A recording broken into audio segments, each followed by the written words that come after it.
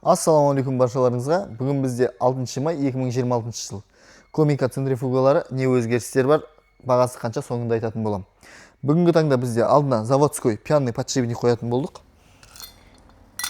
Салмаққа арналған шариковый емес, ішін краскілейміз. Алдына 12 мм стенка қолданамыз, усилить ету мақсатында, және негізгі айырмашылығымыз труба қолданамыз. Яғни 6 мм қалыңдықтағы труба.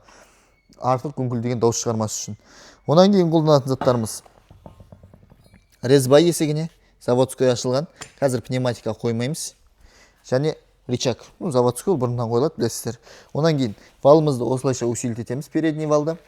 Бетінен қарайтын болсаңыздар, барабанды көтеретін, бізде валды егер мынау желінсе керіп отырасыздар. Ешқандай проблема жоқ. Хабарласып звондап алсаңыздар болады. Қазір бүгінгі таңда бағасы 1 900 000 теңге 420, 1 600 000 теңге 320 центрифугалар. Звондап хабарласып алып үлгеріп қалыңыздар. Одан кейін 7,5 киловаттық мотор қолданылады. Барабанда таза 1000 оборот бізде центрифугаларымызда. 2018-ден бері центрифуга шығарып келе жатырмыз. Егер алғыларыңыз келетін болса, сеніп бізден кілем жуу құрылғыларын алсаңыздар болады. Бүкіл Қазақстан бойынша жеткізуі бар. Егер ой пікірлеріңіз немесе қолданып жатқан комика компаниясынан центрифуга қолданып жатқан адамдар болатын болса, өздеріңіздің ой пікірлеріңізді, қосатын ақылдарыңызды қосып жіберсеңіздер болады комментарийға. Біз сіздердің ойларыңызға максимально қарасып, центрифугамызды өзгертуге дайынбыз.